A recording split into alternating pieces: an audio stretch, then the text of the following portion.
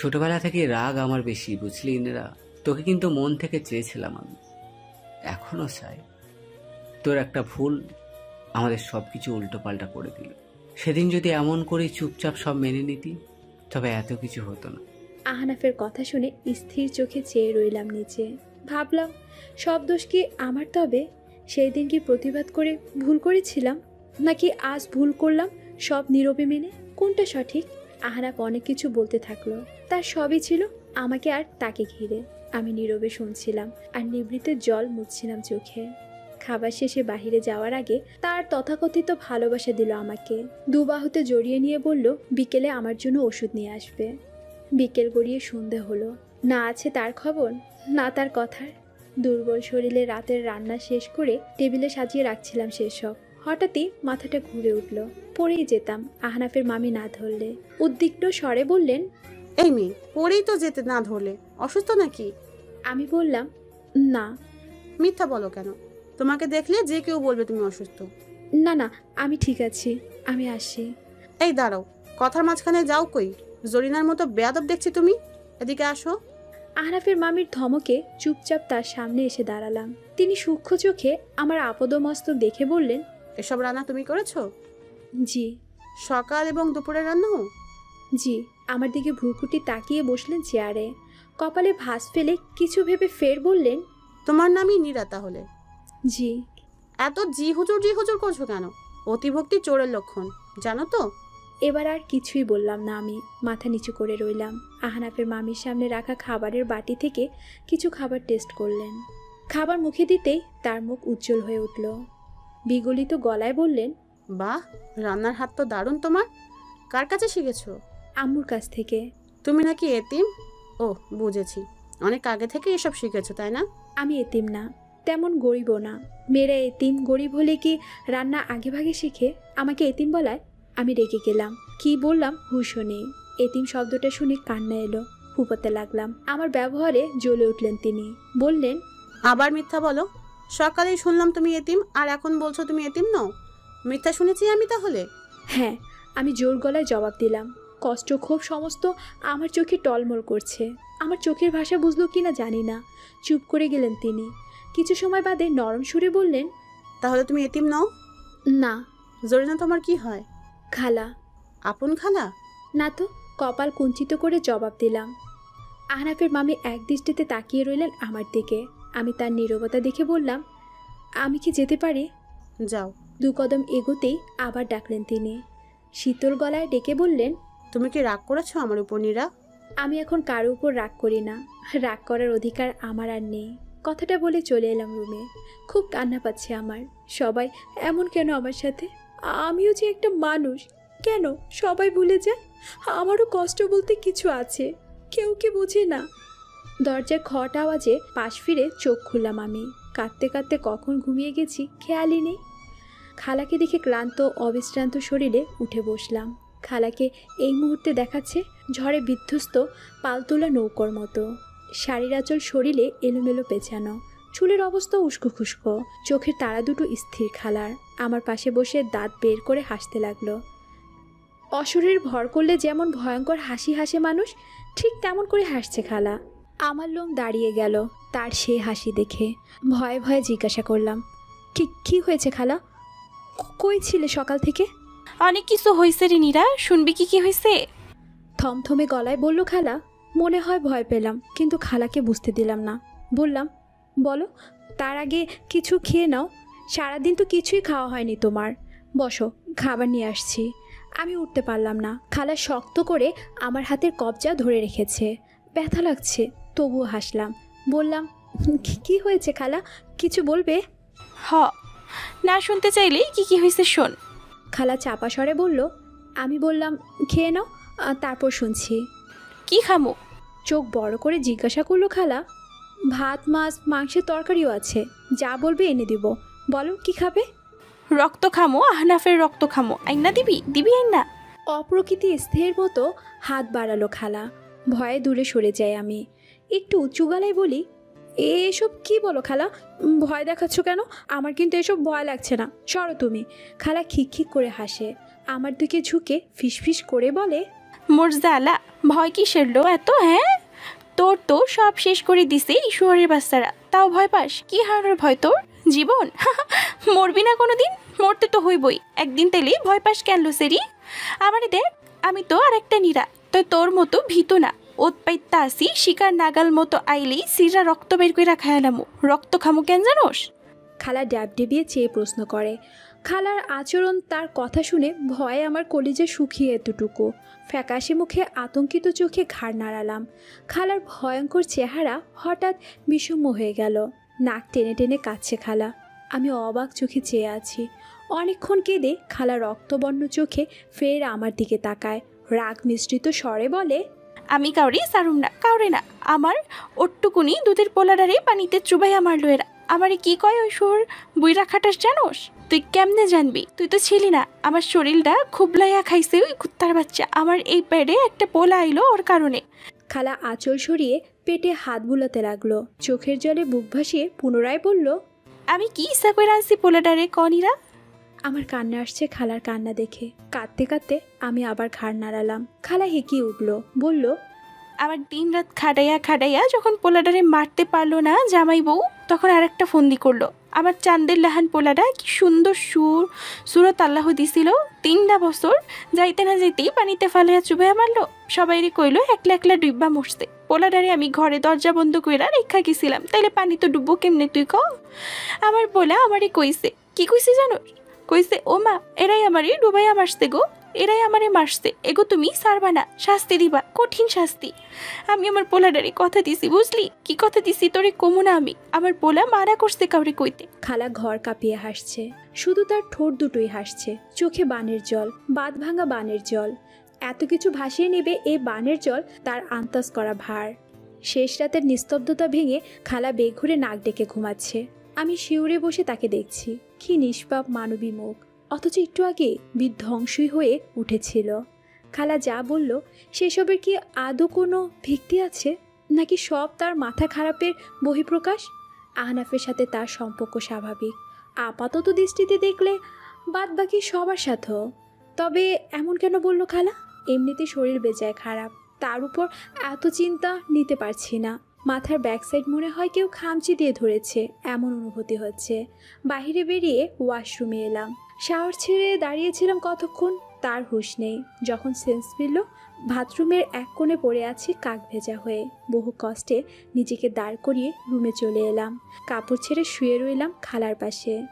কখন ভোর গড়িয়ে দুপুর হলো টেরই পেলাম না। খালা স্বাভাবিক মুখে বসে আছে শিওরে। আমার চোখ খুলতে দেখে বললেন, নীরা, এই নীরা, কেমন ঠিক হোস এখন? ভালো না খালা, চোখের সামনে আজরাইল দেখেছি। মরার আগে একবার মাকে দেখতে ইচ্ছা করছে খুব। মা কি আসবে খালা? মৃদু স্বরে বললাম। খালা শীতল কোমল হাতটা আমার কপালে রাখলো, বলল, সব ঠিক হয়ে যাইব, কান্দিস না। তোর মা বাপে কেমন আইব? এরা তো হুমকি দিছে তোর লগে যোগাযোগ করলি তোরে মাইরা ফেলবো। তোর মায়ের পরশুদিন আমার হাত ধরা কি কান্দন। তোর বাপটাও শুকাইয়া গেছে চিন্তায় চিন্তায়। তুই এমনি ভাঙ্গা পড়লেই তোকে কি হইব? জোর রাখ মনিসেরি, সময় ঠিক ঘুরবো দেখিস। সেদিন চলনে লেগা তোর জোর লাগবো নাকি? ওট কিছু খাইয়াল। আমার কিছুই ভালো লাগে না খালা, মরে যেতে ইচ্ছে করে। তুমি ঠিকই বলেছিলে খালা, আমার আর কিছুই নেই অবশিষ্ট। আমি কি নিয়ে বাঁচবো বলো? আমার মরাই উচিত খালা, মরা উচিত। অসুস্থ আমি, টেনে টেনে বললাম কান্না সংমিশ্রণে।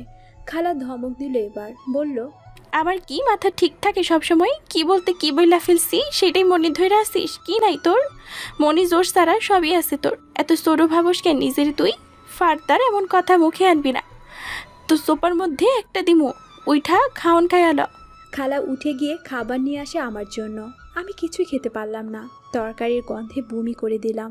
খালা উপান্তর না দেখে ভাতে পানি মিশিয়ে চটকে মুখে তুলে দিল। এবার জোর করে কিছুটা খেয়ে নিলাম আমি, তবুও 2 গালের বেশি খেতে পারলাম না। খালা বমি পরিষ্কার করে খাবার প্লেট উঠিয়ে চলে যাবে তখনই বললাম, গতকাল রাতে কি হয়েছিল তোমার খালা? খালা সচকিত হয়ে আমার দিকে তাকালো। আমি দুর্বলতায় ভালো করে তাকাতেও পারলাম না খালার দিকে। তবুও বুঝলাম খালা রেগে গেছে আমার কথা শুনে। খালা যেতে যেতে কঠিন গলায় ছোট্ট করে জবাব দিল, কিছুই না। রাফসান এক হাতে সিগারেট, অন্য হাতে ভার্জিনিয়া উলফের লেখা মিসেস ডালভে নভেলটা পড়ছিল। গভীর মনোযোগের সাথে বইটি পড়ছিল রাফসান। সিগারেট পুড়ে পুড়ে অর্ধেক। তখন টেনে নিল এক নিঃশ্বাসে। নাসিক ছিদ্র হয়ে ধোয়া কুণ্ডলি পাকিয়ে বাইরে বেরিয়ে এলো। সম্পূর্ণ ডুবে গিয়েছিল বইয়ের পাতায়। রাফসানের মনোযোগ ভঙ্গ হলো মায়ের আগমনে। কি করছিস বাবু? তেমন কিছু না মা, এই একটা বই পড়ছিলাম, বসো। বইটা একপাশে রেখে মাকে বসতে বলল রাফসান। ততক্ষণে সিগারেটের শেষ অংশটুকু ফুঁকে অ্যাস্ট্রেতে ঠেসে নিভিয়ে ফেলল সে। রাহেলা বানু চোখ কপালে তুলে অ্যাস্ট্রের দিকে তাকিয়ে বলল, এত সিগারেট খেয়েছিস তুই? এত কেউ খায়? রাফসান জবাব দিল না, শুধু এক চিলতে হেসে মায়ের কোলে বাঁধা রাখলো। মায়ের হাতটা মাথার ওপর রেখে বলল, একটা কথা বলি মা। বল। ছেলের চুলে বিলি কাটতে কাটতে জবাব দিলেন রাহেলা। আমরা কালে চলে যাবো এখান থেকে। কেন, কি হয়েছে কি? আমার এদের একটুও পছন্দ হয় না, এক প্রকার ঘৃণা হয় সবগুলোকে দেখলে। প্লিজ মা, চলো কালে চলে যাব। তুমি ফুপিকে কিছু একটা বুঝিয়ে বলো। আচ্ছা ঠিক আছে, আমি বলবো আঞ্জুকে। তার আগে আমাকে এটা বল, কাল সারাদিন কিছু খেলি না কেন? খেয়েছি তো, বাইরে খেয়েছে। কেন বাইরে খেলি কি কারণে? কত জোগাড় জানতি করেছিল তোর জন্য, অথচ তুই ছিলিই না। রাতেও খেয়ে এলি। পছন্দ করিস না ভালো কথা, সেটা বোঝানোর প্রয়োজন কি? হাজার হোক মুরব্বি তো, এমন করাটা উচিত হয়নি তোর। রাহেলা বানু গম্ভীর মুখে বললেন। রাফসান এবারও জবাব দিল না। দু হাতে মাকে জড়িয়ে মায়ের কোলে মুখ লুকিয়ে নিল। রাহেলা ছেলে নিরুত্তর মনে মনে রাগ করলেন। তিনি জানেন রাফসান যা বলতে চাইবে না, হাজার জোর করলেও সে বলবে না। মাঝে মাঝে ছেলের এমন ঘাড়তারামি স্বভাবে দারুণ বিরক্ত হন তিনি। অনেক সময় রাগ প্রকাশ করলেও এখন করেন না, চুপ রইল মা ছেলে দুজনেই। আর যেতে চেয়েও যাওয়া হলো না রাফসানের। সকাল থেকেই ঝড় বৃষ্টি হচ্ছে। রাফসান করিডোরে হেলান দিয়ে সিগারেট টানছিল। সেই সময় একটা বাইক এসে থামলো বাড়ি সংলগ্ন সরু রাস্তাটায়। কালো নীল মিশেলের বাইকটা রাফসান আগেও দেখেছে। হ্যাঁ, এই সেই অগ্নিশিখা মুগ্ধকন্যার বাইক। কিন্তু এখানে থামলো কেন?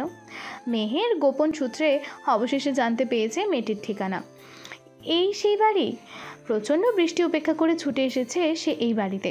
আজই ভেতরে যাবে না, আগে শিওর হতে হবে তাকে এই বাড়ি সেই বাড়ি কিনা। হেলমেট খুলে পরনের ওয়াটারপ্রুফ জ্যাকেটের হুডি পরে নিল মেহের। প্রচণ্ড বৃষ্টি মাথায় করে বাইক থেকে নামলো। সতর্কতার সাথে ঘুরে ঘুরে দেখছিল প্রাচীরে ঘেরা বাড়িটি। তখনই চোখে পড়ল দোতলায় দাঁড়ানো পুরুষটিকে। বৃষ্টি তোড়ে দূরের মানুষটাকে ঠিকমতো দেখতে পেল না মেহের। লোকটা তার দিকেই তাকিয়ে আছে। পাছে সকল শ্রম পণ্ডুর হবে ভেবে দ্রুত চলে যাওয়ার মনস্থির করল সে। বাইক দাঁড় করিয়ে অনেকটা দূরে চলে এসেছিল মেহের। দ্রুত পা চালিয়ে বাইকের কাছে এসে ফের দৃষ্টির মধ্যে পিঠ পিটিয়ে ওপরে তাকায় মেহের। না, লোকটি সেখানে আর নেই। যাক বাবা, স্বস্তির নিঃশ্বাস ফেলে বাইকে চড়ে বসলো মেহের। নেক্সট টাইম আর একটু প্রস্তুতি নিয়ে আসতে হবে এখানে। Hello miss lady James bond, এই তো এলেন, এখন চলে যাচ্ছেন যে? সবেমাত্র বাইক স্টার্ট দেবে তখনই পেছন থেকে সেই লোকটি কথা বলে উঠল। মেহের ভয় না পেলেও ঘটনার আকস্মিকতায় ঘাবড়ে গেল। একটু অদূরে ছাতা মাথায় দাঁড়ানো পুরুষটির আপাদমস্তক দেখে নিল এক লহমায়। সুপুরুষ বলতে যা বোঝায় লোকটা তাই। বাহ্যিক রূপের এমন অনেক সুপুরুষই মেহের দেখেছে জীবনে, যাদের বাহ্যিক রূপটাই শুধু সুন্দর, ভেতরটা ভয়ঙ্কর অসুন্দরে ভরা। আর কে জানে, এই সেই রেপিস্ট হয়তো। মেহের রাফসানকে অগ্রাহ্য করে বাইক স্টার্ট দিল। বাইকের ভটভট শব্দ বেশিক্ষণ স্থায়ী হলো না। রাফসান ছাতা মাথায় করে একদম বাইকের সম্মুখে দাঁড়িয়েছে। ঠোঁটে তার ভুবন ভোলানো মুচকি হাসি। ভুবন ভুললেও মেহের এই মুহূর্তে ভুলল না। বেশ রাগী গলায় বলল, সমস্যা কি আপনার? পথ আগলে দাঁড়িয়েছেন কেন? ভয় পেলেন নাকি? রাফসান বলল, মেহের কাউকে ভয়টা পায় না, পথ ছাড়ুন। রেগে গেলেন দেখছি। রাগার কথা নয় কি? ও, আপনার কি ধারণা ছিল আমি লালা লালা করব আপনার প্রেমে পড়ে? না, বিমুগ্ধ হয়ে তাকিয়ে থাকবো আপনার দিকে, তারপর আমাদের মধ্যে হি হি হাহা হবে, আর সবশেষে ভালোবাসা কাছে আসা, তাই না? মেহের কটমট করে তাকায়। রাফসানের খুব হাসি পেল এবার। কোনো মতে হাসি সংবরণ করে বলল, এমনটা হলে কি দোষের কিছু হবে? ওই মিয়া ফাইজলামি করেন, শোনেন বলছি, নয়তো মেরে মুখের নকশা পাল্টে দেবো। গাড়িটাতে ব্ল্যাক বেল্ট ধারি আমি, সো ভালোই ভালোই শোটে পড়ুন। মেহের বাইকের সামনে চাকা এঁকে বেঁকে রাফসানের পায়ের ওপর উঠিয়ে দিয়েছিল প্রায়। রাফসান চট করে পিছিয়ে বলে, আরে আরে করছেন কি? আমি জাস্ট ফান করছিলাম। Relax miss lady James Bond, relax. Relax my গাড়ির চাকা? ওই মিয়া, কে আপনি? বিয়াই না আমার দুলা ভাই? হ্যাঁ, কোনোটাই না। তাহলে ফান করতে আসেন কোন অধিকারে? নাকি মেয়ে মানুষ দেখলেই ফান করতে মন চায়? হ্যাঁ, আপনার তো চারিত্রিক সমস্যা আছে দেখছি। আপনি দেখছি মিসআন্ডারস্ট্যান্ড। এতটাও পুরুষ বিদ্বেষী হওয়া উচিত নয় ম্যাডাম। আর সবাইকে এক কাতারে তুলে ভুল বোঝাটাও ভারী অন্যায়। কোনো ভুল টুল বুঝছি না। আপনি মিয়া সুযোগবাদী নারী শিকারী। পথ ছাড়ুন, নয়তো একদম। মেহের রেগে ঘুষি তুলে বলে। রাফসান দীর্ঘশ্বাস ছেড়ে কপাল কুঁচকে বলে, আপনারা দেখছি সাংঘাতিক ডেঞ্জারাস মেয়ে। আচ্ছা যাই হোক, যেটা জিজ্ঞেস করতে এসেছি করে ফেলে, নয়তো ঘুষি টুসি মেরে দিতে পারেন। দ্রুত বলুন। মেয়েটিকে খুঁজে পেয়েছেন? রাফসানের প্রশ্ন শুনে মেহের চমকে যায়, ভ্রুকুটি করে বলে, কোন মেয়ে? ওই যে ওই দিন থানায় যে ঠিকানা খুঁজতে গিয়েছিলেন, কনস্টেবলের সাথে তর্ক করতে দেখেছিলাম সেদিন, আর আজ এখানে দেখলাম। ভাবলাম জিজ্ঞেস করি মেয়েটার ব্যাপারে। বাই দ্য ওয়ে, আমি মোটেও খারাপ প্রকৃতির পুরুষ নই। আমি রাফসান আহমেদ, পেশায় একজন ব্যারিস্টার, থাকি চিটাগং, আর এটা হলো আমার ফুপার বাড়ি। এখনও নিশ্চয়ই আগের ধারণাটাই পোষণ করবেন না আমার সম্পর্কে, নাকি করবেন? রাফসান ঠোঁট কামড়ে দাঁড়িয়ে আছে। মেহের কিছুটা বিব্রত বোধ করলো, হাসার বৃথা চেষ্টা করে বলল, সরি, বাট দোষটা কিন্তু আপনারই ছিল। ওভাবে মজা কেন করলেন? আসলে আমার পেশাটা এমন যে সবাইকে সন্দেহের চোখে দেখি। তার উপর আজকাল কি হচ্ছে মেয়েদের সাথে, নিশ্চয়ই জ্ঞান রাখেন। It's okay, I am sorry also. আসলে আপনার পার্সোনালিটি প্রথমবার দেখি মুগ্ধ আমি, কারণ আপনার মতো স্ট্রেইট ফরওয়ার্ড কিছুটা আমিও। নিজের মতো একজনকে দেখে পরিচিত হওয়ার লোভ দমন করতে পারলাম না। সেদিন মিস করলেও আজ আবার আপনাকে চোখের সামনে পেয়ে কথা না বলে ছাড়তে ইচ্ছে করলো না, তাই মজার ছলে পরিচিত হতে চাইলাম। এটা নিশ্চয়ই দোষের কিছু নয়। রাফসান চোখ ছোট ছোট করে বলে। মেহের ঠোঁট টিপে হেসে বলে, দোষের আবার দোষের না। সেটা কেমন? মেহের কিছু বলবে তার আগেই রাফসান বলে, এই যা, এমন ঝুম পৃষ্ঠতে দাঁড়িয়ে রেখেছি আপনাকে। যদি কিছু মনে না করেন তো প্লিজ কাম ইন সাইড। ভয় নেই, বাড়ির শুদ্ধ লোক আছে। যদিও জানি ভয়টা মিস লেডি জেমস বন্ড মোটেও পায় না। রাফসান মেহের চোখাচোখি করে সশব্দে হেসে ওঠে। মেহের হাসতে হাসতেই বলে, আপনার মতো স্পেশাল ব্যারিস্টার সাহেবের আতিথ্য বাতিল করে পরে আফসোস করতে চাই না। চলুন যাওয়া যাক। রাফসান ছাতাটা এগিয়ে নিয়ে পাশাপাশি হাঁটছে মেহেরের। যেতে যেতেই রাফসান জিজ্ঞেস করলো, মেয়েটার কি কোনো খোঁজ পেলেন? মেহের সত্যটা বলল না। সে নিজে এত সহজে রাফসানের আতিথ্য গ্রহণ করেছে শুধুমাত্র এবারই সত্যটা জানার জন্য। রাফসান সেদে এসে পরিচয় হয়ে ভালোই হয়েছে, তবে কিছু কনফিউশনও কাজ করছে মেহেরের ভেতর। নিজের ভাবনা চিন্তা একপাশ করে রাফসানকে জবাবের অপেক্ষা না রেখে মেহের বলল, না, পাইনি, তবে খোঁজ চলছে। হেল্প লাগলে বলবেন। আসলে আপনার সাথে যে পরিচিত হওয়ার এটাও একটা কারণ। মেয়েটার জন্য কেন যেন প্রচণ্ড খারাপ লাগা অনুভব করেছে সেদিন বিষয়টা জানার পর থেকে। রাফসানকে গম্ভীর দেখালো এই মুহূর্তে। আমি তো ভেবেছিলাম আমার উপর ইমপ্রেস হয়ে পরিচিত হয়েছেন বুঝি, এখন দেখছি ব্যাপারটা ভিন্ন। মেহের কিছুটা মজা করে বলল, ব্যাপারটা তেমন হলে কি খুশি হতেন? খুশি আর হতে পারলাম কই, আপনি তো সব খুশি মাটি করে দিলেন। ভারী হিংসুটে মেয়ে দেখছি আপনি। তাই নাকি? মেহের চমকিত হওয়ার ভান করে বলল। অবশ্যই। রাফসান হেসে বলল, হবেই বা না কেন, নারী বলে কথা। নারী কখনো আপন ভালোবাসা পুরুষের ভাগ দেয় না। আফসোস, তেমন নারীর ভালোবাসা হতে পারলাম না এখন পর্যন্ত। এখন পর্যন্ত? মেহের চোখ ছোট করে তাকিয়ে মুচকি হাসে। রাফসান দৃষ্টি সামনে রেখে বলে, বললাম তো, জাস্ট ইমপ্রেস। ইমপ্রেস আর প্রেমে পড়া কিন্তু এক নয় ম্যাডাম, দুটো ভিন্ন। ইস, ব্যাড লাক। মেহের আবারও হাসে। রাফসান এবার লজ্জা পায় কিছুটা। দুজনে কথা বলতে বলতে বাড়ির ভেতরে চলে আসে। রাফসান ফুপি এবং মায়ের সাথে মেহেরকে পরিচয় করিয়ে দেয়। পরিচয় পর্বে রাফসান মেহেরকে ফ্রেন্ড বলে পরিচয় দেয় সবার সামনে। মেহেরও নির্দ্বিধায় স্বীকার করে রাফসানের বন্ধুত্ব। রাফসানকে এইটুকু সময় দারুণ লেগেছে তার। বন্ধুত্ব অস্বীকার করার প্রশ্নই ওঠে না। তার ওপর কথা বলতে বলতে জানতে পেরেছে মেহের রাফসানের কলেজ ফ্রেন্ডের কাজিন। বয়সের দিক দিয়েও অনেকটা কাছাকাছি এজে তারা। সুতরাং অল্প সময়ের মধ্যে ভালো একটা সম্পর্ক তৈরি হলো দুজনের মধ্যে। রাহেলা বানু আড়াল থেকে এক ধ্যানে দেখে যাচ্ছে মেহেরকে। মেয়েটাকে তার বেশ মনে ধরেছে। তারপর তার ছেলে যেভাবে হেসে হেসে কথা বলছে, তার পোক্ত বিশ্বাস তার ছেলেও এই মেয়েকে পছন্দ করেছে। রাহেলা বানুর আনন্দ দেখে আর কে, তার ছেলে অবশেষে সংসারী হবে, নাতিপুতিতে ঘর ভরে যাবে। তার সকল আশা পূর্ণ হতে যাচ্ছে অতি শীঘ্রই বুঝি। নীরার শয্যাশায়ী হওয়ার কথা শোনার পর থেকেই চটেছে আঞ্জু। এই নীরা এ বাড়ি আসার পর অবধি অসুস্থ। এমন সোয়ারা কেন সে? তারাও তো বউ হয়ে এসেছে এ বাড়ি। একটা বাড়ির বউ হয়ে টিকে যাওয়া এত সহজ? আঞ্জু জীবনে প্লেটটা পর্যন্ত ধুয়ে খেত না। এ বাড়ি এসে তাকে রান্নাঘর মোছা সব করতে হয়েছে। তাই কি সে অমন রোগাপটকা হয়ে দিনরাত বিছানায় পড়ে থাকতো নাকি? আহনাফের কর্মকাণ্ডে বেজায় নাখো সঞ্জু। বাপটা যেমন মেয়ে মানুষ দেখলে ছোক করতো, ছেলেটাও অমন করে। সুকিন্নি ফকিন্নি বাছে না, যারে পায় হামলায় পড়েছে তো পড়েছে, বউ করার কি দরকার? এই মেয়ের কিছুই আঞ্জুর পছন্দ না। বিয়ে হয়েছে অথচ তার ছেলের প্রতি বিন্দুমাত্র মহব্বত দেখেনি সে। সারাদিন মুখটা আধার করে রাখে। স্বামীরা হাজার বদ হোক, সেটা সয়েই চলতে হবে। চলতে চলতে একদিন সব ঠিক হয়ে যাবে। সংসার ধর্মে ধৈর্য হচ্ছে খুঁটি। ধৈর্যের বালাই নেই, আবার একটুকুর থেকে একটু হলেই অসুস্থ হয়ে পড়ে, মরছে। এই মেয়েকে আঞ্জুর বউ করে রাখা যাবে না। আহনাফকে কানপোড়া টানপোড়া যা দেওয়ার দিয়ে জলদি বিদায় করতে হবে। এমন রোগা শরীরের বউ সংসারের জন্য অলক্ষণে বউ ঘরে বসে সংসারের অমঙ্গল করবে, এমন বোকা আঞ্জু না। সবচেয়ে ভালো হয় এই যাত্রায় নীরা মরে গেলে। ভালোই আপদ বিদায় হলেই আঞ্জু ফকির খাওয়াবে বলে মানত করে। রাফসানের রুমে বসে গরম চায়ে চুমুক দিয়ে জানালার বাইরে দৃষ্টি উপভোগ করছিল মেহের। 28 বছরের জীবন তাকে অনেক কিছু দিয়েছে, যেমন তেমনি কেড়েও নিয়েছে অনেক কিছু। আজ সে সফল সাংবাদিক, তাছাড়া টুকিটাকি লেখালেখিও করে সমাজের নানা অসঙ্গতি নিয়ে। শারমিন বলছিল একটা উপন্যাস লিখতে, এবার উপন্যাসের জন্য কাহিনী ভাবছে। তারপর থেকেই বান্ধবী এবং রুমমেট শারমিনের কথা মনে পড়তেই সোজা হয়ে বসে মেহের। রাফসানের সাথে আড্ডায় মেতে সে আসল উদ্দেশ্যই বলে বসেছিল এতক্ষণ। এই বাড়ি আসার উদ্দেশ্য তো নীরা, তাকে তো খুঁজতে হবে আমাকে।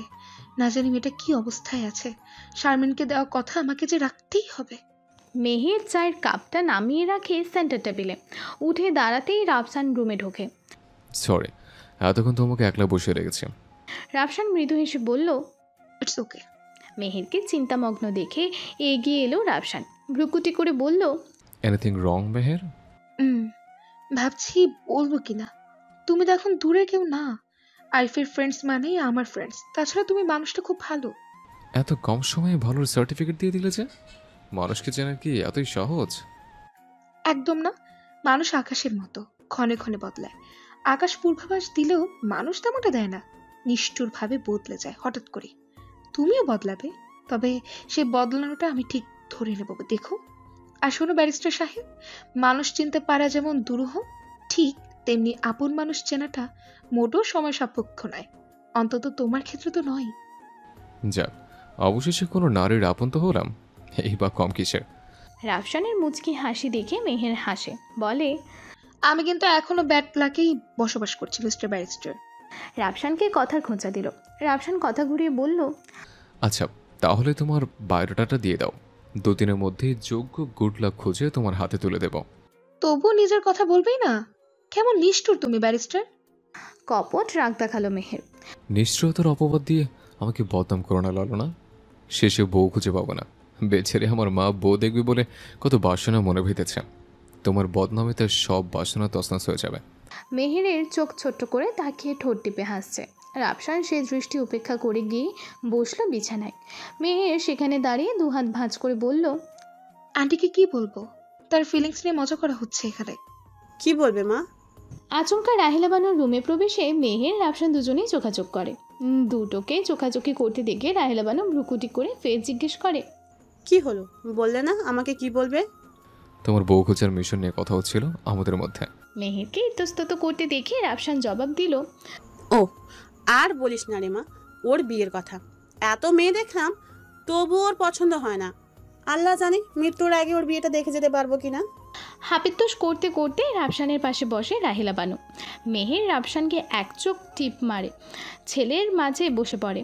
রাহেলা বানুকে জড়িয়ে ধরে বলে, ডোন্ট ওয়ারি আন্টি, এতদিন আপনি একা যা পারেননি, এখন আমরা দুজনে মিলে তা সম্ভব করবই করব। কি বলেন? আমার আর বলা না বলা রে মা, ওই তো মন থেকে রাজি হয় না। ব্যাপার কি? রাজি হও না কেন বিয়েতে?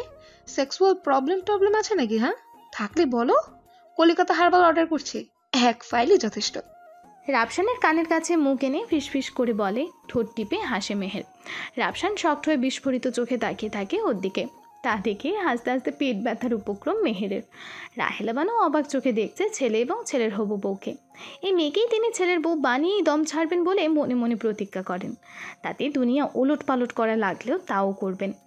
এমন খোশমেজাজি একটা বৌমা পেলে তার ঘর আলোয় আলোয় ভরে উঠবে। রাহেলা বানু দিবার স্বপ্ন দেখতে আরম্ভ করলেন ওদের দুজনকে পাশাপাশি দেখে। নিজেকে সামলে নিয়ে চাপা স্বরে বলে, এখন কিছু বললেই তো বলবে পুরুষ জাতের চরিত্রে দোষ আছে। তোমাদের বেলা তো 7 খুন মাফ, মেয়ে বলে কথা। রাফসানের কথার ইঙ্গিত বুঝে লজ্জা পায় মেহের। সে ছেলের সাথে ওঠাবসা করতে করতে ভুলে গিয়েছিল সব কথা সব জায়গায় এবং সবার জন্য না।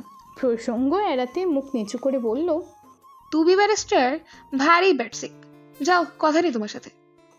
রাফসানের দিকে ভেঙচি কেটে রাহেলার কাঁধে মাথা রাখে মেহের। রাফসান উঠে জানালায় পিঠ ঠেকিয়ে দাঁড়ায়। রাহেলা পরম আদরে মেহেরের মাথায় হাত বুলিয়ে ছেলের নজর পর্যবেক্ষণ করে। তার ছেলে মেহেরকে দেখেই মুচকি হাসছে।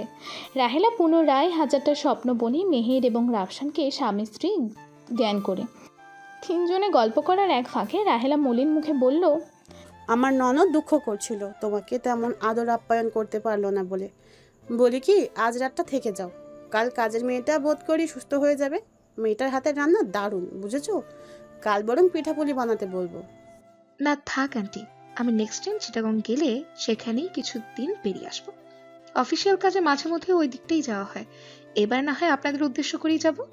তা তো যাবে অবশ্যই, কিন্তু তোমাকে তেমন আদর যত্ন করতে পারলাম না আজ। এই নীরার অসুখ হওয়ার আর সময় পেল না। রাহেলা মুখ কালো করে বলল। নীরা নামটা শোনা মাত্র মেহের চমকিত হয়ে তাকায় রাহেলার দিকে। বিস্মিত হয়ে বলে, নীরা কে আন্টি? কে আবার? এই বাড়ির কাজের মেয়ে। ও কি গত মাস থেকে এখানে আছে? তাই তো বললো আঞ্জু। কেন বলো তো? মেহেরের উদ্বিগ্ন চেহারা দেখে রাহেলা বানুর সাথে সাথে রাফসানেরও কৌতূহল জন্মে। মেহের কোনো দিক খেয়াল না করে মোবাইল অন করে। ঘরময় পায়চারি করছে মোবাইল কানে নিয়ে। প্রচণ্ড অস্থির দেখাচ্ছে এই মুহূর্তে তাকে। যাকে মোবাইল করেছে সম্ভবত তাকে পাওয়া যাচ্ছে না। রাফসান এগিয়ে এসে জিজ্ঞেস করে, কি হচ্ছে মেহের? মেহের মোবাইল কান থেকে নামিয়ে ঘুরে দাঁড়ায় রাফসানের দিকে। অস্থিরতা কিছুতেই কমছে না তার। রাফসানকে কি করে বলবে ভেবে পাচ্ছে না সে। এদিকে রাফসান এবং রাহেলা বানু তাকে অস্থির হতে দেখে চিন্তিত। মেহের ঠোঁট সরু করে শ্বাস ছেড়ে নিজেকে শান্ত করার আপ্রাণ চেষ্টা করে। পুরোপুরি শান্ত না হতে পারলেও সে থেমে থেমে সব খুলে বলে রাফসান এবং রাহেলা বানুকে। সব শুনেই রাফসান থেমে যায় একেবারে। রাহেলা সুর টেনে বলে, তাই তো সেদিন অমন করে জবাব দিল আমাকে মেয়েটা। আহারে বেচারি, আমার তো সেদিনই সন্দেহ হয়েছিল ওর বিষয়ে। এই আঞ্জুম ছেলেটা এত হাড়ে বচ্চা, তা এখন কি করতে চাও তুমি?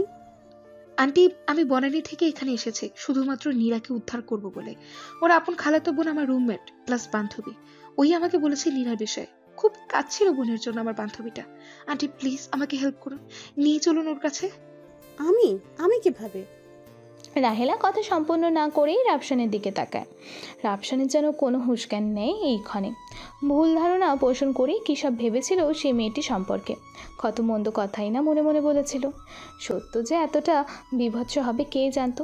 রাফসান যাকে না দেখেই যার কষ্টে কষ্ট অনুভব করছিল সে যে এই নীরাই। নীরা তার চোখের সম্মুখে অত্যাচারিত হলো, নিগৃহীত হলো, আর সে কিনা ছি। রাফসান অনুতপ্তে দহনে চলছে। তারই আপনজন দ্বারা কোনো মেয়ে ধর্ষিত। প্রতিনিয়ত তাকে সইতে হয়েছে অমানসিক যন্ত্রণা। লজ্জা হলো আহনাফের কাজিন হওয়ায় আজ রাফসানের। দৃষ্টি জানালার বাইরে রেখে থমথমে গলায় মেহেরকে বলল, তুমি যা চাও তাই হবে মেহের। নীরা যদি তোমার সাথে যেতে চায় অবশ্যই যাবে, আমি সেই ব্যবস্থা করে দেব। চলো। কিন্তু বাবু। তুমি কি কিছু বলতে চাও মা? যা খুশি বলো, আমি মেনে নেব। শুধু এই কাজে আমাকে বাধা দিও না। লজ্জা আমার শির নত হয়ে যাচ্ছে। এই লজ্জা কেন পেলাম আমি মা? কেন আনাফের পাপ আমাকে লজ্জিত করল? অবশ্য আমারও তো কিছু দোষ আছে। আমিও দোষী নীরার কাছে। আজ সব দোষের বিচার হবে, কঠিন বিচার। মেহের। রাফসানের কঠিন দৃষ্টি, কঠিন গলার স্বর উপেক্ষা করার সাহস রাহেলা বানুর হলো না। তিনি দমে গেলেন। রাফসান কাল বিলম্ব না করে দ্রুত পায়ে বেরিয়ে এলো রুম ছেড়ে। পিছু পিছু মেহের এবং রাহেলা বানুও। আঞ্জু বসার ঘরে বসে পা তুলে টিভি দেখছিল।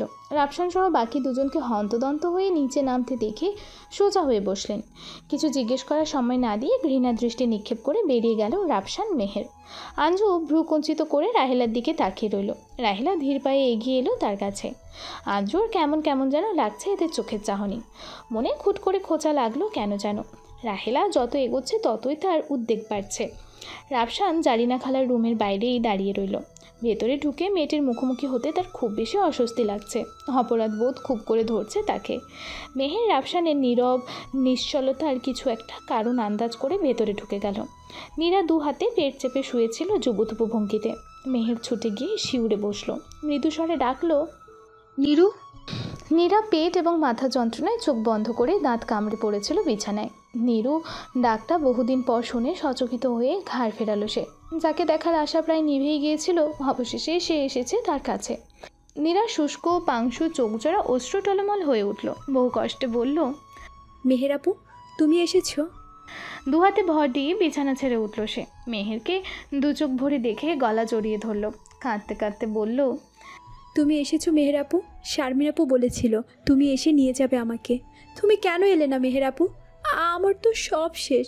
এরা আমাকে মৃত্যুর আগে আর ছাড়বে না। আমাকে বাঁচাও আপু, আমাকে বাঁচাও। মেহেরের কণ্ঠরোধ হয়ে গেল।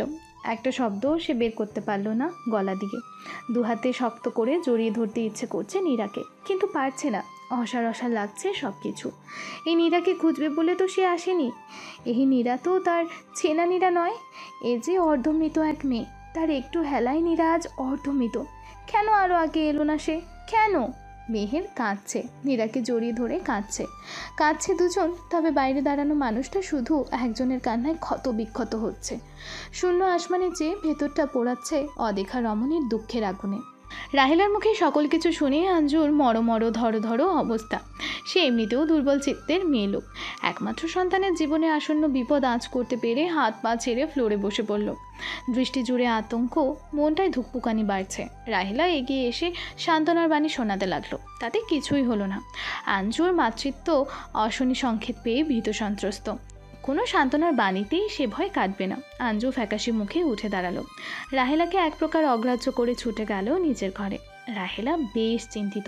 একদিকে তার ছেলে, অপরদিকে ননদের ছেলে। যাবে তো যাবে কোন দিকে? ছেলের পক্ষ নিতে গেলে আরেক বিপদ। নন্দাই রয়েশ চৌধুরীকে সে হাড়ে হাড়ে চেনে। ভয়ানক নিষ্ঠুর একটা মানুষ রইস। স্বার্থের খাতিরে রাফসানের ক্ষতি করতে এক সেকেন্ডও ভাববেন না সে। রাহেলা বিপদমুক্ত দোয়া করতে করতে বাইরে বেরিয়ে এলো। নীরাকে তখনও বুকে জড়িয়ে রেখেছে মেহের। চোখের জল বিরতি দিয়ে দিয়ে গড়াচ্ছে দুজনের। শারমিনকে জানানো হয়েছে ঘণ্টাখানেকের মধ্যে সেও পৌঁছে যাবে এখানে। মেহের উঁচু গলায় বাইরে দাঁড়ানো রাফসানকে ভেতরে আসতে অনুরোধ করে। এক ডাকে রাফসান যেতে পারে না। পা দুটো ভারী অনুভব করছে সে। মেহেরের বারবার করা অনুরোধে অবশেষে ভেতরে ঢুকলো রাফসান। রাফসানকে ভেতরে ঢুকতে দেখে ভয়ে লজ্জায় কুঁকড়ে গেল নীরা। মেহের অভয় দিল, তবুও নীরা স্বাভাবিক হতে পারল না। তার চোখে পুরুষ মাত্রই এখন অমানুষ পাষণ্ড। রাফসান স্থির চোখের তারায় নীরাকে দেখছে। তখনই তার মনে পড়ল এই মেয়েকে আগেও দেখেছে সে, তবে আধো আধোভাবে। ওই তো যেদিন এবারে এলো, এই মেয়ে তো সিঁড়িতে দাঁড়িয়ে তাকিয়েছিল। রাফসান আহনাফের কুড়ো দৃষ্টি অনুসরণ করেই সেদিন ঘুরে তাকিয়েছিল নীরার দিকে। তেমন ভালো করে দেখা হয়নি। এক পলকের হঠাৎ অস্পষ্ট দর্শন যাকে বলে তাই হয়েছিল। আর আজ তো সূক্ষ্ম দৃষ্টি দিয়ে দেখছে রাফসান। একটা শীর্ণদেহী মানবিক, যা রঙের মলিনতায় বলে দিচ্ছে তার অত্যাচারের কাহিনী। সৌন্দর্যের সবটুকু যেন নিংড়ে নিয়েছে কেউ। আঘাতের অস্পষ্ট চিহ্ন এখনও বিরাজমান ওই শুষ্ক ঠোঁটের কোনায় কিংবা হাতের ফুলে ওঠা কবজিতে।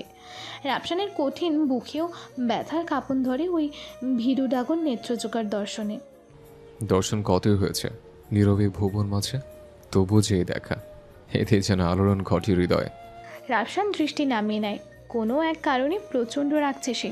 এমন রাগ এর আগে কোনো দিনও হয়নি রাফসান। আজ পুরো পৃথিবী তছনছ করে ভাঙতে ইচ্ছে করছে।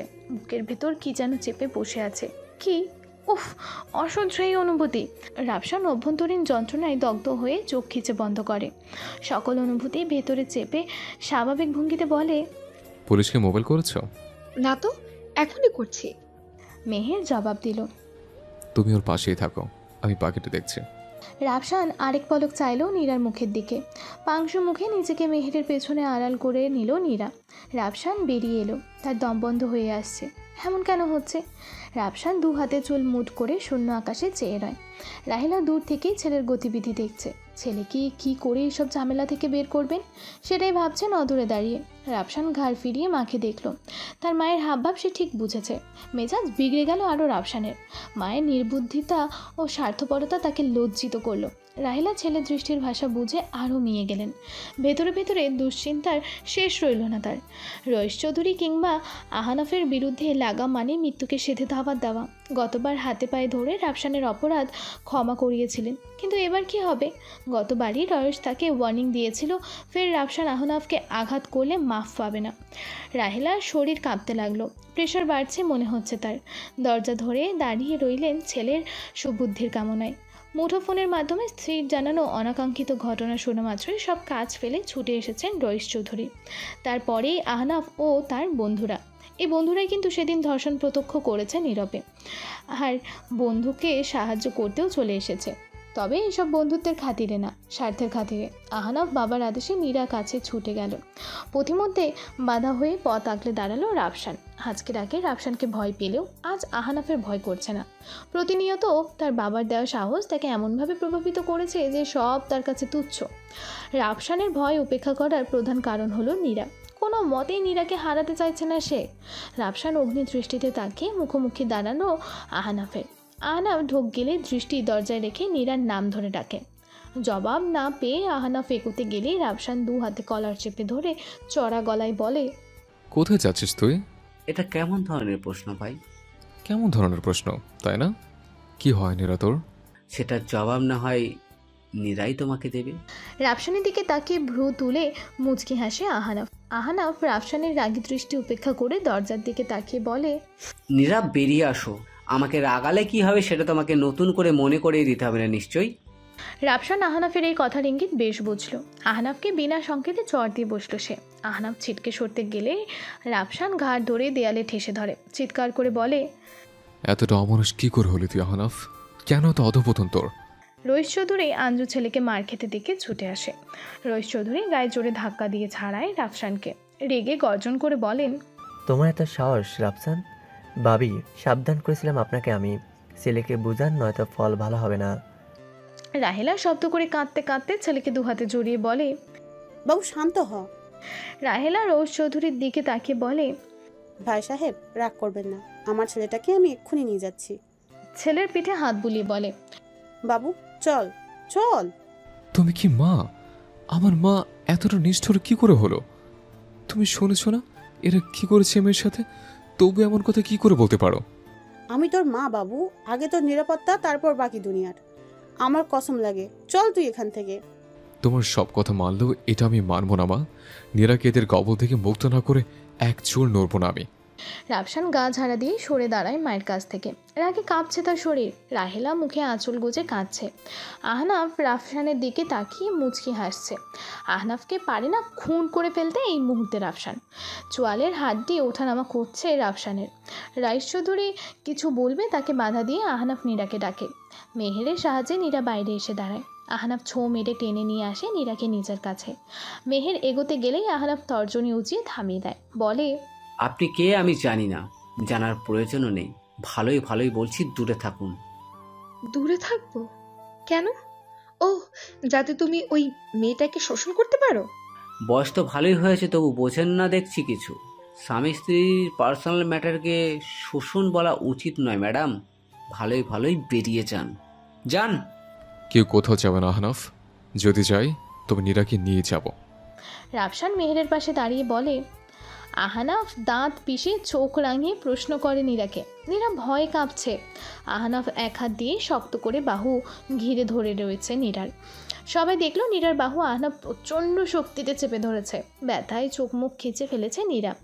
আহনাফ নীরার বাহু ধরে নিজের শরীরের সাথে ঠেসে ধরে ফের জিজ্ঞেস করে, বল কি হয় তোরেরা? কই কিছু হয় না। ভেঙে ভেঙে বলল নীরা। কথাটা বলতে গিয়ে ব্যথার জল গড়ালো দু চোখ দিয়ে ওর। আহনাফ মৃদু হাসল। রাফসান এবং মেহেরের রাগান্বিত চেহারার দিকে তাকিয়ে ঘাড় নাড়িয়ে নীরার মাথায় চুমু খেলো। বলল, বলে দে এদের নেক্সট টাইম যেন তোর আশেপাশেও না আসে এরা, যদি আসে। আহনাফ নীরার বাহু খামচে ধরতে নীরা আহ করে ওঠে ব্যথায়। আতঙ্কে ফোপাতে ফোপাতে বলে, তোমরা চলে যাও মেহের আপু, আর এসো না, কোনোদিন এসো না। আমারই ভুল ছিল সব। শারমিন আপুকে বলবে আমি ভালো আছি, এইটাই আমার নিয়তি। আমি সব মেনে নিয়েছি, সব। নীরা মাথা ঝুঁকে জোরে জোরে শ্বাস টেনে কান্না নিবারণের বৃথা চেষ্টা করে। নীরা, ভয় কেন পাচ্ছিস? দেখ, সাহস রাখ, পুলিশ আসলো বলে সব বলে দেব। তোর কিছুই হবে না, প্লিজ সাহস কর। পুলিশ আসছে শুনে আহনাফ রইস চোখাচোখি করে। দুজনের মুখ এই মুহূর্তে বিপন্ন। রইস ইশারায় ছেলেকে স্বাভাবিক হতে বলে, অদূরে দাঁড়ায়। অঞ্জু চেঁচিয়ে বলে, পুলিশ কেন আসবে? আমার পোলা বিয়ে করছে, নীরা এই বাড়ির বউ হয়, সবই তো ঠিক আছে, তাহলে পুলিশ আসবে কেন? এই মেয়ে, এই মুহূর্তে বেরো আমার বাড়ি থেকে তুমি। ভাবি, তুমিও চলে যাবা তোমার ছেলের নিয়ে এক্ষুনি? আমার পোড়া কপাল, ঘরের শত্রু বিভীষণ সব। আন্টি, পুলিশ তো আসবেই। আপনার বা আপনাদের রাগ হুমকি আমি মোটেও কেয়ার করি না। নীরা পুত্রবধূ আপনার? কেমন পুত্রবধূ তা কি অজানা আছে? আর কাজের মেয়ে বানিয়ে রাখছেন আমার আপনার ছেলে। ছি, বিবেকের ছিটা ফোটা তো নাই, লজ্জাও নেই আপনাদের। এত জ্ঞান ঝাড়ো না মেয়ে, কিসের লজ্জা হবে? কি করছি আমরা? এই যে প্রশ্ন করলেন, এটাতেই বুঝিয়ে দিলেন কত বড় নির্লজ্জ আপনি। কি করেছেন জানি না, তাই না? আপনার ছেলে এই মেয়েকে রেপ করেছে, জোরপূর্বক তাকে আটকে রেখেছেন ভয় দেখিয়ে, আবার বলছেন কি করছেন? রেপ করছে তো হয়েছে কি, বিয়ে তো করছে, তাই না? এই বাড়ির বউ হয়ে তো কপাল খুলছে ওর। আবার নাটক করা হচ্ছে নাকি কেঁদে? সব চাল এই ফকিন্নিটার, রেপ না ছাই করছে ইচ্ছে করেই আমার পোলার। অঞ্জুর তির্যক কথা থামিয়ে দেয় মেহের, বলে, আপনি কোনোদিন রেপ হয়েছেন আন্টি? মেহেরের প্রশ্ন শুনে আঞ্জু লজ্জায় মুখে আঁচল টানে। রাইস চৌধুরী আহনাফ তেড়ে আসে মেহেরের দিকে। রাফসান মেহেরকে প্রোটেক্ট করে বলে, এত কেন রাখছো তোমরা? ও জাস্ট জিজ্ঞেস করেছে। আর তুই আহনাফ, তোর এখন খুব লাগছে তাই না? একজন রেপিস্টের এত তেজ কেন? রেপিস্ট সমাজের কিট, তোর তো লজ্জা হওয়া উচিত। কিন্তু দেখ নিজেকে একবার তুই। ছি, আমি তো ভুলে গিয়েছিলাম। লজ্জা তাদের হয় যাদের ভেতর ঈমান থাকে। তুই তো মুনাফেক। তোর মাকে কেউ জিজ্ঞেস করেছে বলে এত রাগ? আর তুই যে কারো মেয়ে, কারো বোন কি কারো ভবিষ্যৎ মাকেও রেপ করেছিস, সে বেলায় কি করা উচিত আমাদের? বলুন ফোপা, জবাব দিন। স্ত্রীর বিরুদ্ধে শুনতে পারেন না, আর অন্য কারো মেয়েকে নির্দ্বিধায়। রইস চৌধুরী চুপ করে যান। আহনাফ এক মুহূর্ত সেখানে অপেক্ষা করে না আর নীরাকে টানতে টানতে ওপরে নিয়ে আসে। রাফসান বাধা দিতে গেলে রইস চৌধুরী পথ আগলে দাঁড়ায় আহনাফের বন্ধুদের নিয়ে। মেহের হাত টেনে ধরল রাফসানের, বোঝালো রাগের মাথায় ভুলভাল কিছু না করতে। সুপারহিরো কিংবা সিনেমার সুপারম্যান নয় রাফসান, তার শক্তি এদের থেকে কম। 5-6 জন তাগড়া পালোয়ানের সাথে লড়াই করা মানেই বোকামি। মারামারি করার দোষে মামলা করে ফাঁসিও দিতে পারে তাকে এরা। যা করার মস্তিষ্ক ঠান্ডা রেখে করতে হবে। রাফসান মাথা ঠান্ডা করতে পারছে না, অস্থিরভাবেই পায়চারি করছে আর বারবার দোতলায় তাকাচ্ছে। এই ফাঁকে আঞ্জু হাবুর মাকে বলে রাফসান ও তার মায়ের ব্যাগপত্র এনে ছুঁড়ে ফেলে ওদের সামনে। আঞ্জু হাত নাড়িয়ে বলে, বেরিয়ে যাও আমার বাড়ি থেকে, তোমাদের মতো আত্মীয় স্বজনের আমার দরকার নেই, আর কোনোদিন আসবে না এই বাড়ির মুখো। এত জলদি কিসের ফুপি? আগে পুলিশকে তো আসতে দিন। রাফসান আঞ্জুর মুখোমুখি দাঁড়িয়ে রইস চৌধুরীর দিকে তাকিয়ে বলে। অঞ্জু কপাল চাপড়ে বিলাপ করে, আরে আল্লাহ রে, আপন মানুষগুলো আজ আমার ক্ষতি করার জন্য উঠে পড়ে লাগছে। 5টা না 10টা না, ওই একটাই পোলা আমার। ও ভাবি মনে মনে এই ছিল গো তোমার। আজ আমার ভাই বেঁচে থাকলে এমনটা করতে পারতে তোমরা? কিসের লোভে আমার সর্বনাশ করতে চাইছো? এমন করে আত্মীয়তা রক্ষা করলে? আল্লাহ, এমন আত্মীয় কাউরে দিও না গো আল্লাহ। ওরে ভাবি রে, ছেলেরে উস্কে দিয়ে আমার সংসারে আগুন লাগাইছো। আল্লাহ তোমারে কোনোদিন মাফ করতো না, ও আল্লাহ। রাহেলা দূরে দাঁড়িয়ে বোঝানোর আপ্রাণ চেষ্টা করলো সে দোষী না, এসবের কিছুই সে জানে না। তবুও তাকে গালমন্দ করছে আঞ্জু।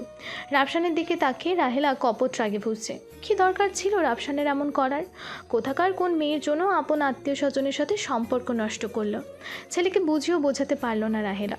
শরীরটাও ভালো বোধ করছে না, মাথা ঘোরাচ্ছে, চোখের সামনে ঝাপসা হয়ে আসছে ক্রমশ। বারান্দার গ্রিল ধরে দাঁড়িয়ে বুক চেপে শ্বাস টানছে সে। কিছু সময় বাদেই নীরার কাজিন শারমিন এসে হাজির। তার পরপরই পুলিশ এলো চৌধুরী বাড়ি। রাইস চৌধুরী সম্মানীয় লোক, সাথে প্রভাবশালী তো আছে। এসিপি সুজয় সৎ এবং নিষ্ঠাবান একজন পুলিশ কর্মকর্তা। তদুপরি তাকে উপর মহলের চাপে মাঝে মাঝে অসৎ হতে হয়। এই যেমন এখানে আসার আগেই তাকে বলা হয়েছে কিছুতেই কেস নেওয়া যাবে না। রাইস চৌধুরী মারাত্মক লোক, এদিক সেদিক হলেই খুন খাবারই করতে পিছপা হবেন না তিনি। সিনিয়র বুঝিয়েছে সুজয় বাল বাচ্চাওয়ালা লোক, পরিবারের কথাও তাকে চিন্তা করতে হবে, সে ছাড়া তার পরিবার অচল। তবুও মেহেরকে গোপনে যতটুকু পারা যায় সাহায্য করবে বলেছে সুজয়। এসিপিকে দেখে রইস চৌধুরী ভেতরে কোনো ভাবান্তর দেখা গেল না, কারণ তিনি পুলিশ আসবে শুনেই লোক মারফত যা করার করেছেন। রাফসানের অবশ্য সন্দেহ রইস চৌধুরী এমন আচরণে। রইস সুজয়কে হাসি মুখে চেয়ারে বসতে দিয়ে হাবুর মাকে চা পানির ব্যবস্থা করতে বলে। সুজয় সাফ মানা করেছে, তবুও রইস তাগাদা দেয় হাবুর মাকে। রাফসান নিজের পরিচয় দিয়ে সব খুলে বলে এসিপি সুজয়কে। সে নিজে নীরার পক্ষ নিয়ে লড়বে বলে জানায়। আঞ্জু সেটা শুনে আবার ক্ষেপে ওঠে। রইস চৌধুরী বহু কষ্টে স্ত্রীকে ভেতরের ঘরে তালাবদ্ধ করে রাখে। ভেতর থেকেও চিল্লানোর আওয়াজ আসছে আঞ্জুর। সুজয় চুপ করে সব শুনল। সব শুনে এসিপি সুজয় নীরাকে ডাকতে বলে, কারণ তার সাক্ষী ছাড়া এসব কথা অর্থহীন। মেহের, শারমিন এবং রাফসানের মনে ক্ষীণ আশা জাগলো নীরাকে নিয়ে, সাথে সংশয়ও। এখন একমাত্র সেই পারবে নিজেকে এই অত্যাচারের বেড়াজাল থেকে মুক্ত করতে। জারিনা বাসায় ছিল না। পুলিশ আসার কিছুক্ষণ পরেই সে বাড়িতে ঢুকেই সবার কথাবার্তা শুনে বুঝতে পারে ঘটনা। জারিনার মুখের হাবভাব বোঝা গেল না এই মুহূর্তে। চুপচাপ এক হাঁটু তুলে সিঁড়ির কাছে বসে আরামে পান চিবোচ্ছে সে। তাকে এমন হাসি ভঙ্গিতে পান খেতে দেখে রাগ হলো রইসের। ধমকে বলে উঠল, বসে আছিস যে, যা নীরাকে ডেকে আন। আর শোন, আহনাফকে আসতে নিষেধ করিস, যা ওঠ। রইসের ধমকানিতে বিন্দুমাত্র পরিবর্তন হলো না জরিনার ভাবভঙ্গি, বরং আরও আইসি ভাব এলো তার মধ্যে। ধীরে সুস্থে গুনগুন করতে করতে উঠে গেল দোতলায়। রইস কপাল কুঁচকে বসে রইল সেদিকে তাকিয়ে। জরিনা দরজায় নক করতে গিয়েও থেমে যায়। ভেতর থেকে নীরার গোঙানির আর তার থেকে চিৎকারের আওয়াজ আসছে। জরিনার মুখের ভাব বদলে গেল সেই মুহূর্তে, চোখ মুখ কঠিন থেকে কঠিনতর। চুপচাপ দাঁড়িয়ে শুনলো আহনাফের কর্কশ আওয়াজ। সে বলছে, তুই আমার খাঁচার পাখি নীরা, যতদিন আমি মুক্ত না করব পৃথিবীর কারো সাধ্য নেই তোকে মুক্ত করে। পুলিশ আসলে কি বলবি বল, সত্যিটা বলবি? বলে দেখিস তো, তোর যে পরিণতি হয়েছে তোর বোনেরও তাই হবে। আমার বন্ধু মিজানের সেই লাগছে নেলাকে, আমি বললে কালই তুলে নিয়ে আসবে। বল, নিয়ে আসবে? আপনার পায়ে পড়ি, এমনটা করবেন না। আমি কাউকে কিছু বলবো না, আমার বোনের ক্ষতি করবেন না, আপনার পায়ে পড়ছি। নীরার কণ্ঠস্বর দুর্বল শোনালো। কথা বলতে তার মনে হয় কষ্ট হচ্ছে। জরিনারও কষ্ট হচ্ছে, খুব খুব কষ্ট হচ্ছে নীরার কান্না সুরে। আহনাফের গলার স্বর আবারও শোনা গেল, নরম সুরে বলল, আমার পায়ে নয়, তোকে তো আমার বুকে রাখতে চাই রে। তুই এই এমন কাজ করিস বারবার যে বাধ্য হয়ে এমন কষ্ট দিই। আয়, আদর করে দিই, আয়। আচ্ছা বলতো, পুলিশ আসলে কি বলবি? কিছু বলবো না। কিছুই কেন বলবি না? কিছু তো বলতেই হবে। আচ্ছা আমি বলে দিচ্ছি কি বলতে হবে। বলবি তুই আর আমি পরস্পরকে ভালোবাসি, দুজনের সম্মতিতে বিয়ে হয়েছে, আমি তোকে কত ভালোবাসি সেসবও বলবি। বলবি না? হ্যাঁ বলবো। এই তো আমার লক্ষ্মী বউ। জরিনা আর চুপচাপ দাঁড়িয়ে থাকলো না। ধূপধাপ শব্দে দরজা বাড়ি মারল অনবরত। দরজা খুলল নীরা। প্রচণ্ড জ্বরে ভুগলে মানুষ যেমন কাঁপে তেমন করে কাঁপছে তার শরীর। মুখটা লাল হয়ে আছে, সমস্ত দেহ কাপড়ে ঢাকা। নয়তো ঠিক দেখতো সবাই কি করেছে এই বদ্ধ ঘরে আহনাফ তার সাথে। জরিনা না দেখেও বুঝলো সব। কোনো কথাই বলতে পারল না জরিনা। বিছানায় শুয়ে মোবাইলে ব্যস্ত আহনাফ, মুখে তার হাসির ফোয়ারা। জরিনা শিকারী দৃষ্টি নিক্ষেপ করে চেয়ে রইল ওর দিকে। আহনাফ একবারও এদিকে দৃষ্টি ফিরালো না। নীরা মুখ নুইয়ে রেখেছে, বড়সড় ঘোমটা টানা মুখের ওপর। জরিনা আবারও আগের মতো গুনগুন করছে আহনাফের দিকে চেয়ে। এবার অপার্থিব সুর তার কণ্ঠে। নীরা নিজের কষ্টে এতটা ডুবে গেছে যে জরিনার ভয়ানক সুরের দোতানা তার কানে গেলেও মগজে ঢুকলো না। হাত ধরে ধীরে ধীরে নামিয়ে নিয়ে এলো নীরাকে জরিনা। কারণ নজর তার উপর পড়ার আগেই আড়ালে চলে গেল সে। মেহের কিংবা শারমিন কারো কাছে নীরা গেল না। অবগোষ্ঠীর আবডালে স্থির দৃষ্টি মেলে তাকিয়ে পুলিশকে আহনাফের শেখানো বলি শোনালো সে। পুলিশ এসিপি সুজয় তার শরীরের এমন দুরবস্থার কথা জিজ্ঞেস করলে নীরা ছোট্ট করে বলে সে অসুস্থ, জ্বর তার শরীরে। সুজয়ের অনুমতিতে উপরে চলে আসে নীরা। মেহের শারমিন পিছু ডাকলেও সাড়া দিল না নীরা। সে যে বড় অসহায়। দোতলায় উঠে মুখ করতলে ঢেকে কাঁদতে কাঁদতে ফ্লোরে লুটিয়ে পড়ে। ধনুকের মতো বাঁকা হয়ে আসে তার শরীর কান্নার তোড়ে। এসপি সুজয় হতাশ দৃষ্টিতে তাকায় মেহেরের দিকে। তার আর কিছুই করার নেই বলে চলে যায় সে। রইস চৌধুরী লোকলঙ্কর লাগিয়ে জোর করে বের করে দেয় শারমিন, মেহের, রাফসান এবং রাফসানের মা রাহেলা বানুকে। রাহেলা বানুর শরীর প্রথম থেকেই খারাপ ছিল, এখন চূড়ান্ত খারাপ হলো। মাথা ঘুরে অবচেতন হয়ে পড়লেন। দ্রুত তাকে হসপিটালাইজড করা হলো। রাফসান, মেহের কিংবা শারমিন সবাই দুশ্চিন্তা করছে নীরাকে নিয়ে। রাফসান বাঘা বাঘা লোকেদের চেনে, কিন্তু পরিচিত লোকেদের ধরেই বা কী করবে? নীরা যেখানে সব মেনে নিল ভয়ে, তাকে তো এখনও পাওয়াই যাবে না নাগালে। রাফসান মায়ের অসুস্থতার চিন্তার থেকেও নীরাকে নিয়ে ভাবছে। বারবার নীরার অব্যক্ত বেদনার তাকে যন্ত্রণা দিচ্ছে। রাত 10:20। রইস চৌধুরী নিজ কক্ষে পায়চারি করছে। অঞ্জুকে ঘুমের ট্যাবলেট দেওয়া হয়েছে। পাশের বিছানায় নাক ডেকে ঘুমাচ্ছে আঞ্জু। রাইস চৌধুরীর চোখে ঘুম নেই, তার ঘুম কেড়েছে নীরা। এই মেয়ে তার ছেলের জীবন সংকটের কারণ হয়ে দাঁড়িয়েছে। আজ হোক কাল হোক এই মেয়ের কারণে তার ছেলের জীবন বিপদে নেমে আসবে। রাফসান চুপ করে থাকবে না, কিন্তু কি করবে রইস এই পরিস্থিতিতে? 1 ঘন্টা পায়চারি শেষে আহনাফকে কল করে নিজ কক্ষে ডেকে আনেন তিনি। আহনাফকে বেশ স্বাভাবিক দেখাচ্ছে। রইস চৌধুরী এক দৃষ্টিতে তাকিয়ে রইলেন ছেলের হাসি মাখা মুখখানা অবলোকন করে। আহনাফ ভ্রুকুটি করে বলল, কি হয়েছে আব্বা, ওভাবে তাকিয়ে আছো কেন? কিছু না আব্বা। শোনো আব্বা, তোমার কোনো ভয় নেই, কোনো ভয় পাবা না। আব্বা তোমার কিছুই হতে দেবে না। আমি জানি আব্বা, তাই তো এত সাহস দেখাতে পারলাম তখন। সত্যি বলতে রাফসানকে একটুও ভয় করছে না এখন আমার। আহনাফ হাসছে। রইস ছেলের মাথায় হাত বুলিয়ে নিজেও হাসেন। কেন রেখেছিলে বললে না তো? আর এখনো জেগে আছো কেন তুমি? চিন্তা হচ্ছে তোমার জন্য আব্বা। চিন্তার কোনো দরকার নেই আব্বা, সব ঠিক হয়ে গেছে। চিন্তার আসল কারণ তো এখনো রয়ে গেছে আহনাফ। তোমার কাছে আজ একটা জিনিস চাইবো, দিবা আব্বা? কি চাও? নীরাকে মেরে ফেলো আব্বা। ও বেঁচে থাকলেই বারবার তোর উপর বিপদ আসবে। ওকে মেরে ফেললে কারো সাহস হবে না তোর ক্ষতি করার। আব্বা! আহনাফ বিস্মিত চোখে চিৎকার করে ওঠে। আমি অনেক ভাবছি আব্বা, এটাই একটা উপায় আছে। আজ ওর মৃত্যুর পর কালই তুমি বিদেশে যাইবা কয়েক বছরের জন্য। কেউ জানতে চাইলে বলবো তোমরা বিদেশে গেছো। রাফসান ধীরে ধীরে ভুলে যাবে, না ভুললেও ক্ষতি নেই। ওর কি সাধ্য ও নীরাকে খুঁজে পাবে? এর মধ্যে আমিও সিস্টেম করে সবাইকে জানিয়ে দেব নীরা অসুস্থ হয়ে মরে গেছে। ওর বাপ মাকে ভয় দেখালে তারাও তাই বলবে। রাফসান হাজার চেষ্টা করলেও তোমার কিছু করতে পারবে না, তখন তোমার বিপদ কেটে যাবে একেবারে। রাজি হও আব্বা। চাপা স্বরে ছেলের নিকটে দাঁড়িয়ে বলে রইস। আহনাফ নির্বাক হয়ে রইল। নীরাকে সে সত্যিই ভালোবাসে, হয়তো কষ্ট দিয়েছে রাগের বশে নীরাকে, তাই বলে মেরে ফেলবে এমন কথা স্বপ্নেও আহনাফ ভাবেনি। আহনাফ কিছুতেই রাজি হতে চায় না, কিন্তু আব্বার অনুরোধ এবং যুক্তি আগ্রহ করতেও পারল না। হা না কিছু না বলেই অশ্রু সচল চোখে বেরিয়ে আসে আহনাফ। দোতলায় নিজের রুমে এলো আহনাফ। বিছানায় শোয়া নীরার মুখশ্রীতে পূর্ণচাঁদের আলো পড়েছে। কি মায়াবী ওই মুখখানা! আজ কি শেষ তবে তার এই মায়াবতীর দর্শন? আর কি দেখবে না? আর কি ভালোবাসার অনলে জ্বালাবে না সে নীরাকে? কি জীবন তার! জোর করে হাসিল তো করলো, কিন্তু পেল না নীরাকে। নীরা যে আজও তাকে ঘৃণা করে, হয়তো মৃত্যুর সময়ও ঘৃণা করবে। চিরকালের জন্য নয়ন মুদবে তাকে ঘৃণা করে। আহনাফ চলে আসে করিডোরের কাছে। জ্বলন্ত সিগারেট ঠোঁটে নিয়ে হৃৎপিণ্ড জ্বালাতে ব্যস্ত সে। আকাশে তাকিয়ে দীর্ঘশ্বাসের সাথে ধোঁয়া ছাড়ে। বিড়বিড় করে বলে, এই দেহ বাঁচাতে এই মন কাজ মরতে হবে, নিষ্ঠুরভাবে মরতে হবে। হায় অদৃষ্ট আমার, এ কি বিষম যন্ত্রণা বুক জুড়ে আজ। শুক্লপক্ষের চাঁদ আকাশে। রাত হয়েও আধার নয় আলোয় ভাসছে পৃথিবী, স্নিগ্ধ কোমল আলোয়। রাফসান হসপিটালের করিডোরের রেলিং ঠেসে দাঁড়ানো, বগল দাবা হাত দুটো, চাঁদের দিকে দৃষ্টি নিবদ্ধ, পা দুটো ক্রস করা। ঘুমাবে না? মেহের মলিন মুখে এসে দাঁড়ালো রাফসানের পাশে।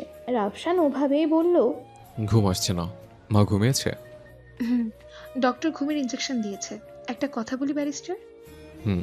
তুমি বরং ফিরে যাও আন্টিকে নিয়ে, শুধু শুধু ঝামেলা জড়িও না। আর তাছাড়া মেহের মুখ ঘুরিয়ে চাইলো রাফসানের দিকে। রাফসান জ্বলন্ত চোখে ফিরে তাকালো, বলল, তাছাড়া কি মেহের? আন্টি কেমন হাইপার হয়ে উঠছে বারবার। প্লিজ তার কথার অবাধ্য হইও না, আর চলে যাও।